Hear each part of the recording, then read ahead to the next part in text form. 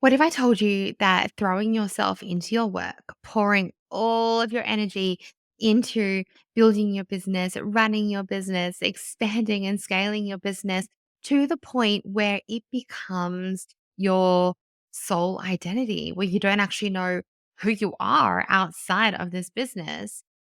What if that might actually be a form of avoidance, a coping mechanism that has been developed by you at some point? Let's unpack in today's episode what it could really be happening when work becomes your identity. And more importantly, how we change that. Welcome to Alive and Thriving. This is a podcast for soul led entrepreneurs who are ready to transform from the inside out. My name is Jessica Reed. I am your host. And today we are diving into a topic that is at the core of so many conversations that I have, particularly in my private client space. Okay. And this is the topic of when your work becomes your identity. My question to you is, what are you really avoiding? Now, you might be thinking, no, this just happened. I love my job and I've thrown everything into it because it's my passion, and that's fine. This episode is not intended as an attack for anyone who really genuinely loves their identity being intertwined with their business. But this episode comes from years of working with high achieving women, coaches, healers, other service based businesses, product based businesses who are brilliant at what they are doing, or what they do, what they are doing. I don't know which one I went to say. Who are brilliant at what they do, but they find themselves stuck in this cycle of doing and striving and proving. And they are asking, why does it feel like I have lost myself in this business? Why does it feel like my worth is tied to my success? So I wonder if you have ever found yourself caught in this cycle of doing more, working harder, believing that your next big win will fix everything for you, only to feel more disconnected than ever when you achieve it. If that is the case, this episode is for you, and so is my private healing space, my private bespoke mentoring space, where we get deep into the subconscious truths that are keeping you stuck in this attaching your worth to your work, to your identity, where we emotionally feel and heal and reprogram everything that has been suppressed that you have actually numbed with your business. Because the truth is, when work becomes your identity, it is actually often a coping mechanism for something deeper. And I want you to really start thinking, at the point where I threw myself in, what was that for? And it often starts from a really positive place. We have this dream, we have this passion, we're excited, we're in love with what we're doing. We are so fine with our late nights, and we're fine with all of these weekends and things that we're pouring into our business because we love it, because we're making a difference, because we've got a business to get off the ground. But somewhere along the way, the lines blur, and that drive for success becomes a way to avoid what's really going on inside of you.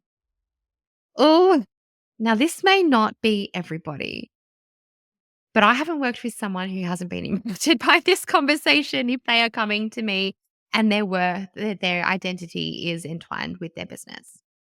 So before we dive into the heart of today's conversation, I want to invite you to really pause and to reflect. Are you using your business as a distraction from emotions that you don't want to face? And I have been guilty of this too. Sometimes when my anxiety has become really heightened and my body feels absolutely awful and it's in these states of emotional distress, these states of panic, I am so aware that anxiety is a messenger. I know it is. But sometimes I'll catch myself, instead of paying attention, asking questions, figuring out what this messenger actually is about, I will distract myself. I will go and I will create a new offer. I will build a website. I will I will play around with things that are literally not important for my business at all, but I'm working hard. And I realized that I did that because as soon as my mind was distracted, I felt better. So I was doing this to avoid these uncomfortable sensations in my body, not because that particular work needed to be done. When was the last time that you truly felt connected to you outside of the roles that you play in your business, outside of motherhood? What would it mean for you if you're a mother? What would it mean for you to build a business that actually amplifies your wholeness rather than one that consumes you? These questions are at the heart of the work that I do with my clients. So today we are going to now begin to explore why this happens, how to recognize the patterns in yourself, and most importantly, how to reclaim your sense of self while still building a thriving business. Now, as we get into this, if you feel like you want to dip the toe in and start to maybe explore what, if there is a limiting belief, if there is something that is programmed inside of you that is ready to shift, then you might like to check out my Becoming Limitless. It is an online immersion.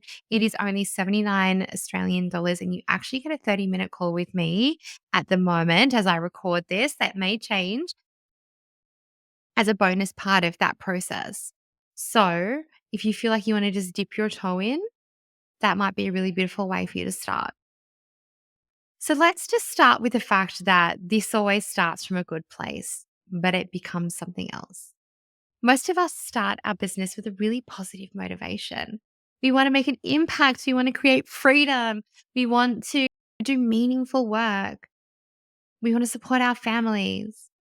But for so many women, especially high achievers, especially women who have identified with perfectionism, women who feel like they always need to be doing in order to be successful, in order to be loved, accepted, to prove themselves, whatever your reason behind your high achieving is, that drive for success can morph into something unhealthy.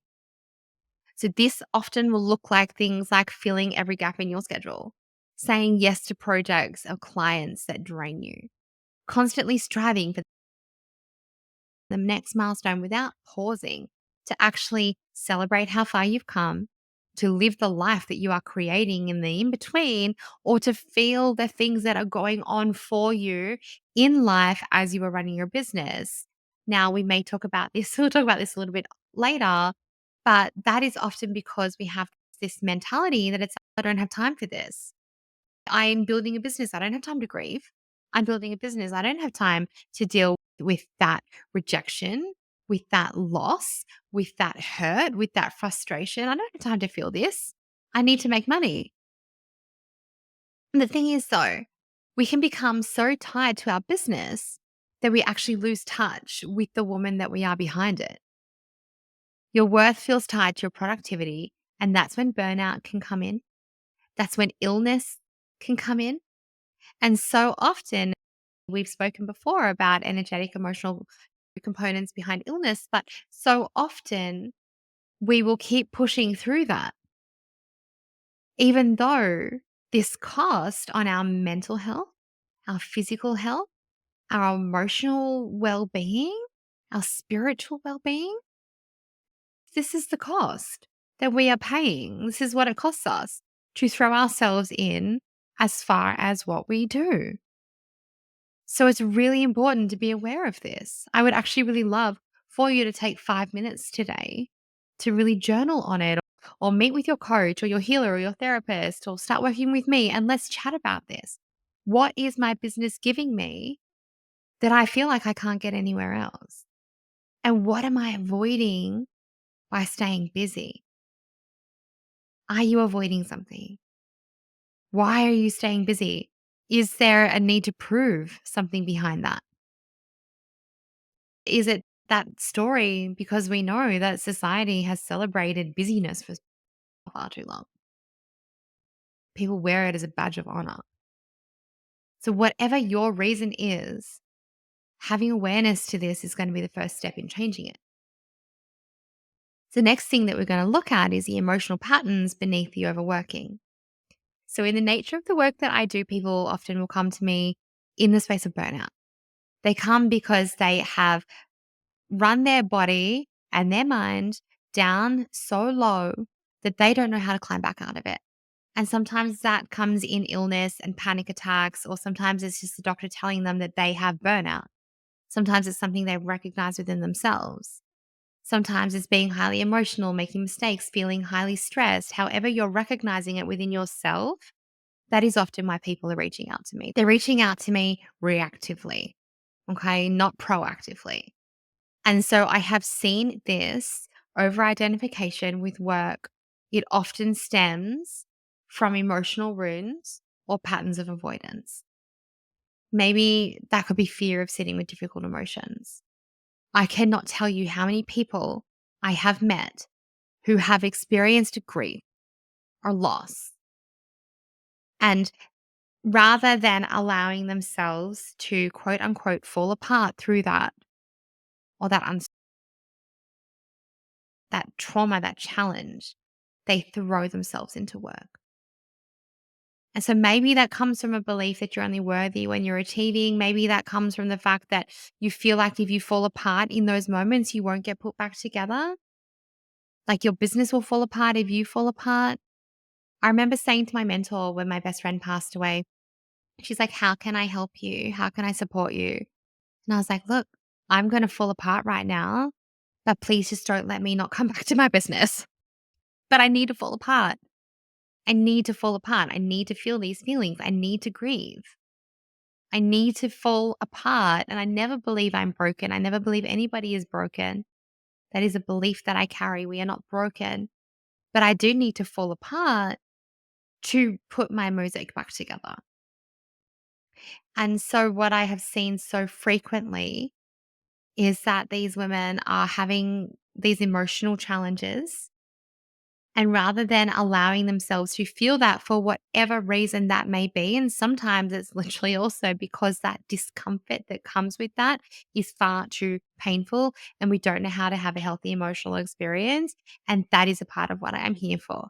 I am here to help you find safety in the depth of that discomfort as you feel that and as you process that and as you allow your body to move through the motions and the emotions that it needs to so that you can show up on the other side as a better business owner. Because ultimately, when you allow that to process, you will show up as a better leader. But what is happening in these moments is your nervous system is in overdrive. It is keeping you stuck in this fight or flight cycle. Now, if you are not new to this podcast, then you have heard me talk about fight or flight a lot. But if you are brand new and you're not exactly sure what fight or flight is a sympathetic nervous system state, which is basically another way of saying our brain believes that we are under attack and our body is responding as such. Okay, so using the proverbial tiger, the metaphor that everyone has probably heard, you are, let's say you're out, you're hunting, you're gathering, you're a deer, and you're out, and then there is a tiger, right? And that tiger is danger. So what happens? Your body releases all of these stress hormones, cortisol, adrenaline, and it pumps it out to the parts of your body that are needed to fight or flee. And so you have this moment where I'm going to either fight off this tiger, or I'm going to flee from this danger. But then when you're in safety, that system switches off. If you're a deer, you go back to foraging, eating. I don't know what you're doing if you're a deer. I don't even know. I've never even seen a deer. But hopefully you're getting what I'm saying. But as humans, our fight or flight response doesn't end.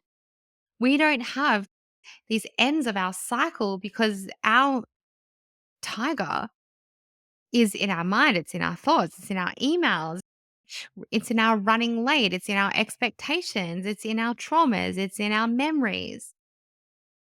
And all of these things continually showing up are telling our body that we are not safe. And so your nervous system is in overdrive. It is literally just trying to keep you alive and keep you safe.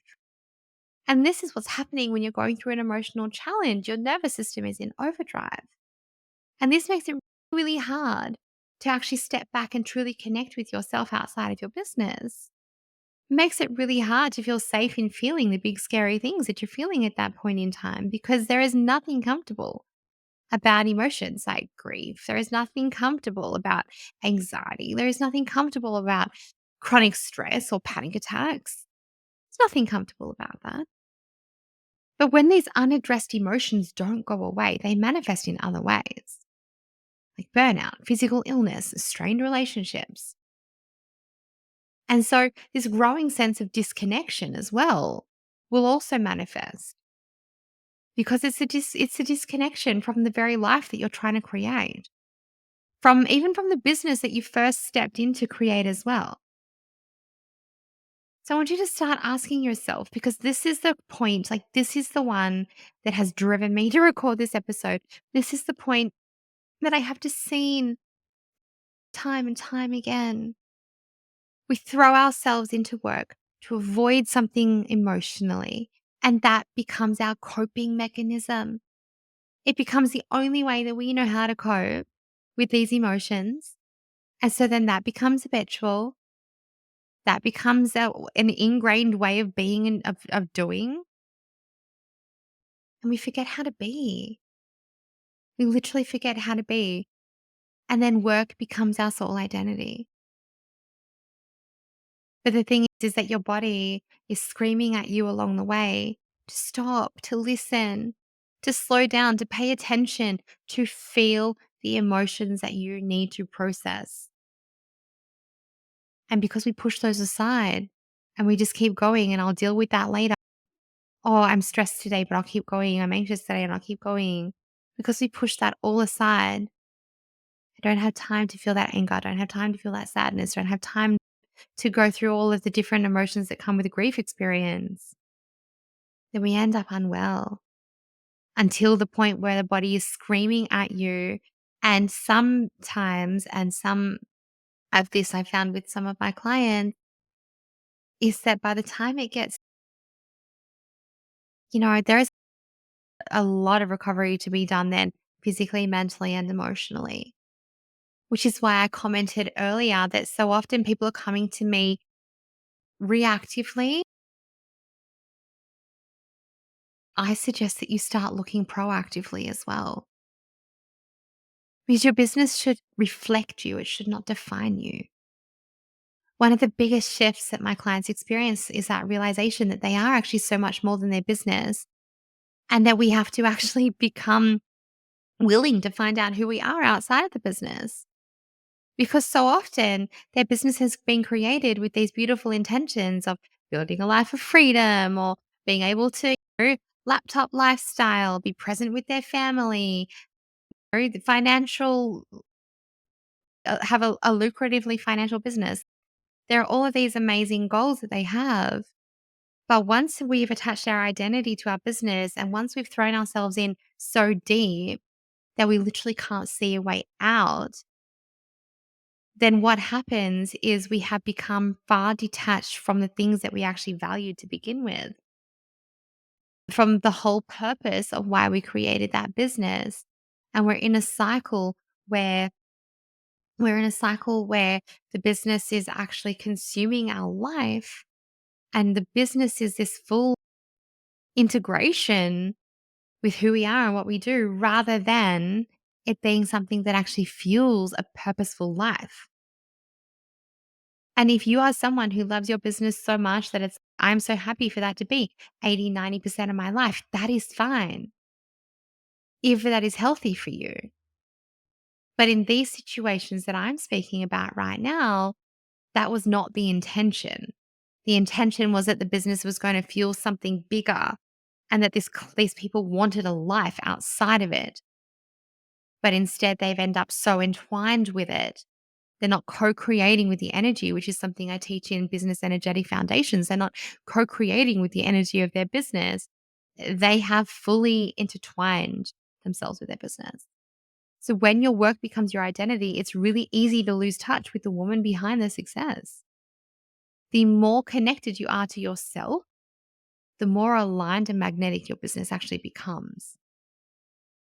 I'm going to say that again. The more connected that you are to yourself, the more aligned and magnetic your business becomes. So, what does this look like? And I know you're going to say this is easier said than done. I'm a little bit too far in. That's fine.